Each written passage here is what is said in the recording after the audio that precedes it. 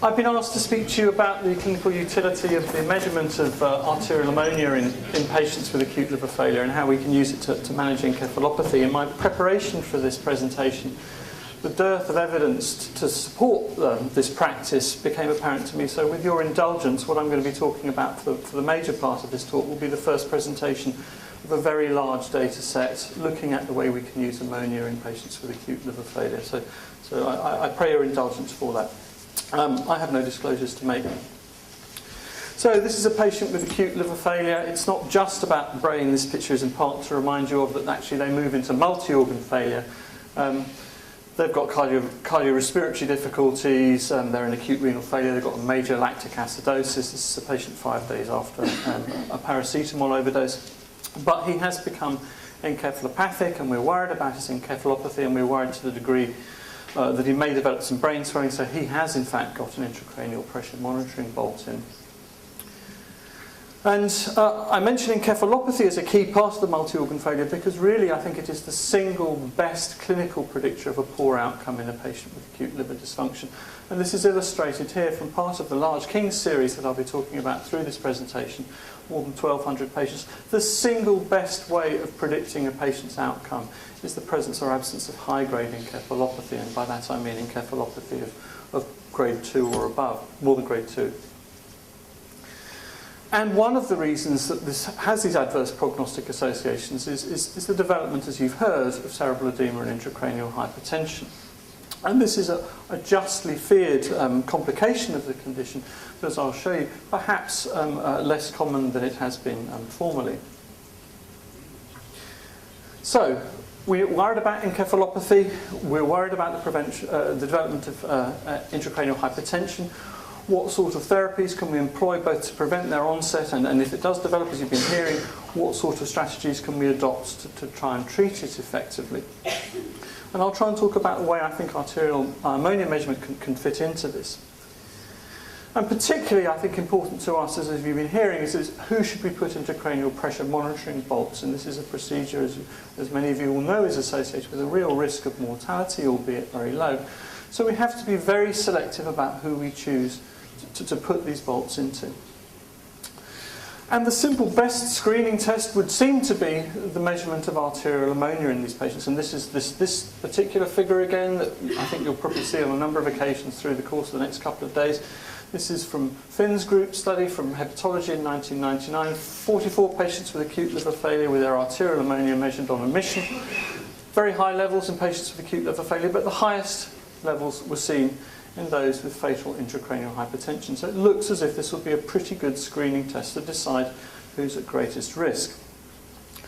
And indeed, the data that we've got from the few limited studies that have looked in relatively large number of patients suggests that this is to be the case. It does look from the clinical studies that we've got that ammonia is of central importance in the development of encephalopathy and intracranial hypertension. And what seems to be particularly important are sustained high levels rather than point measurements. There are a number of studies. We've published one that you've seen some slides from earlier on, and a more recent, larger study, but still under 300 patients from India, was published a couple of years ago and appeared in Clin Gastro-Hep. It's worthwhile just looking at this in a little bit more detail to see how we can extrapolate to other practice. So this was a study in India of 295 patients. Mortality was high, but interestingly, the levels of support, particularly in relation to renal replacement therapy, were much lower than we would expect to see in many other parts of the world. What these authors did find was that persistent hyperammonemia, and they found a threshold of 122 micromoles per litre for 3 days, had markedly adverse clinical associations with a much higher rate of fatality, a much higher rate of intracranial hypertension. But interestingly, they also found that moderate levels of hyperammonemia between 122 and a threshold of 85 were also associated with worse outcome, with a particularly increased risk of death. However, through their detailed analysis, they weren't actually able to find a single cut-off value of arterial ammonia that could predict cerebral edema with acceptable accuracy. And their feeling was that there was no baseline threshold that predicted intracranial hypertension, but rather, again, it was sustained high levels that were important. So this is where our King's series, I think, might potentially be useful.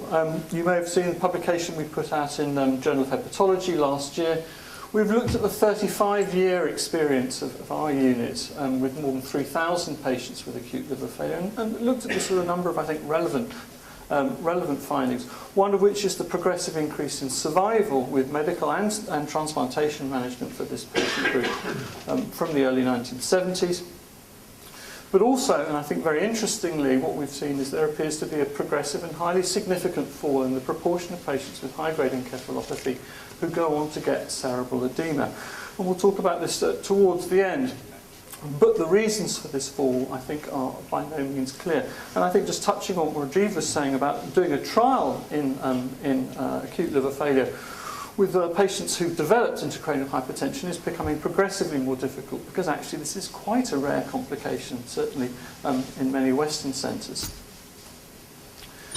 So what I'd like to show you is some of the data from our large King's cohorts, which I hope will address this question. How can we use point-of-care testing of ammonia, particularly to guide monitoring and therapy of these patients? So I've looked particularly in relation to the presence of encephalopathy, the progression of encephalopathy, movement from low or no encephalopathy to high-grade encephalopathy requiring intubation and ventilation, to the development of intracranial hypertension, to survival, and then also looking at the changes that we've seen with specific therapies, particularly liver transplantation and the use of our standard forms of renal replacement therapy, that's continuous venous hemofiltration.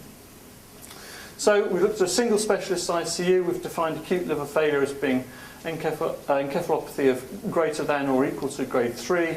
All others we've called acute liver injury. In terms of intracranial hypertension, we're looking at clinical or autopsy evidence of brain swelling or a sustained ICP of more than 25 over a 10-year period. And we've used the Pocket Chem BA ammonia measure for point-of-care testing, both on admission and then serially on the days after these patients have been on the unit.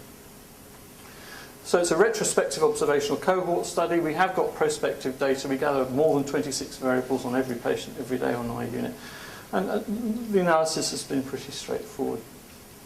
Our testing is very straightforward. We have trained technicians and senior nurses who will take arterial blood. It's not taken on ice, but it's taken straight to the point-of-care laboratory, which is at the end of the ward.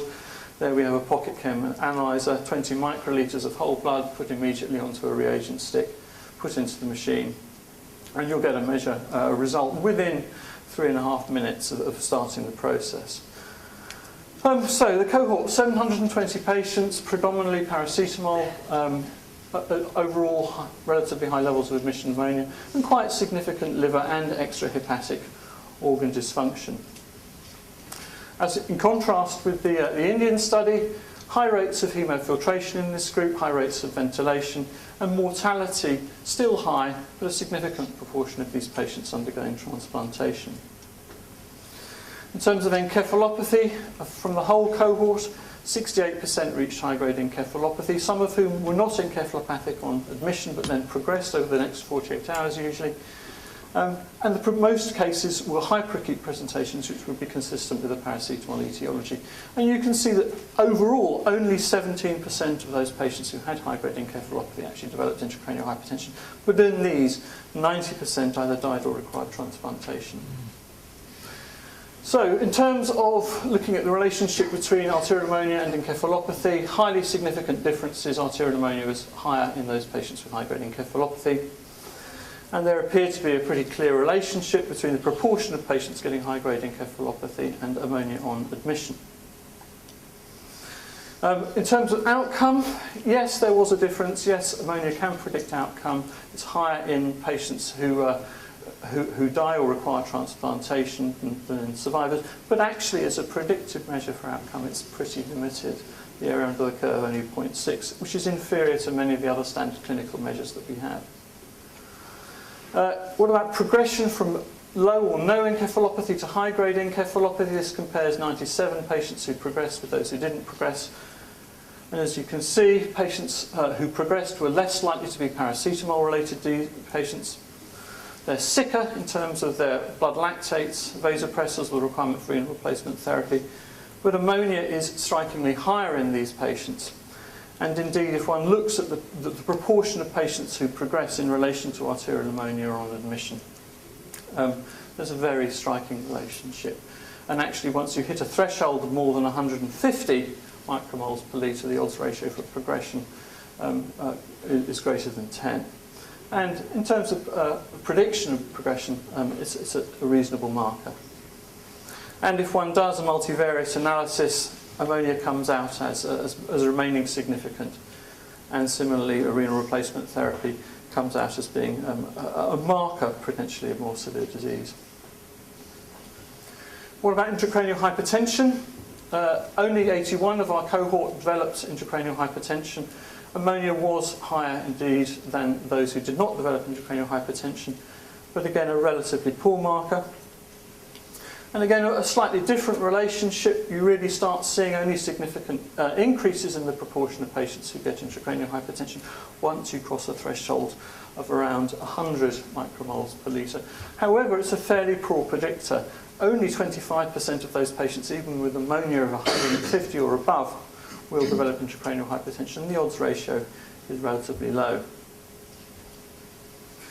So if one compares the two groups in terms of who gets intracranial hypertension, age is probably a consistent predictor, as is the presence of renal failure requiring renal replacement therapy, but ammonia consistently is higher in those who develop intracranial hypertension, and this remains significant on multivariate analysis. What about changes with ammonia with hemofiltration? We see if we compare patients with ammonia with high-grade encephalopathy, looking at the use or absence of the use of hemofiltration, just with our standard hemofiltration over a 24-hour period, we see a significant reduction in arterial ammonia that's not seen in those patients who don't get hemofiltration. So our standard forms of intensive care support would appear to have effects upon circulating levels of ammonia that might be beneficial. Similarly, if one looks at the 50 patients from this cohort who underwent transplantation, looking at the levels before and after transplantation, a very marked, rapid and significant change in ammonia, 70% fall within 24 hours. And this, I think, is an interesting finding. As I say, we're trying to explain why we're seeing a smaller proportion of patients who develop intracranial hypertension in more recent times. And what we have seen, if we look at this whole cohort, that the levels of arterial, the median levels of arterial ammonia in these patients have fallen by getting on for a third over the period of the last 10 years. And this, I think, is something we can discuss, but I suspect represents much better care in the units before they're actually transferred to specialist units such as our own. So, just to summarise, in acute liver failure, I'd suggest that there's a clear relationship between arterial ammonia measured at the bedside between the presence, severity and progression of encephalopathy, and potentially with the development of intracranial hypertension. I'd suggest that there's a clinical utility for point-of-care testing, particularly to predict the risk of progression of encephalopathy, potentially to target invasive monitoring for intracranial hypertension, and also I think to monitor or modulate the interventions that we use. And practically we're already using arterial ammonia measurements to change the rates of hemofiltration that we use in these patients, to particularly target those patients who we think might be at risk, for example, of intracranial hypertension. But also, and we were talking about feeding in the previous presentation, one of the ways that we can guide the protein loads that we present to patients with severe acute hepatic insufficiency is through sequential measurement of arterial ammonia. And I'd just like to close by thanking the nursing and technical staff of the Liver ITU and my collaborators and the Foundation for some funding for this work. Thank you for your attention.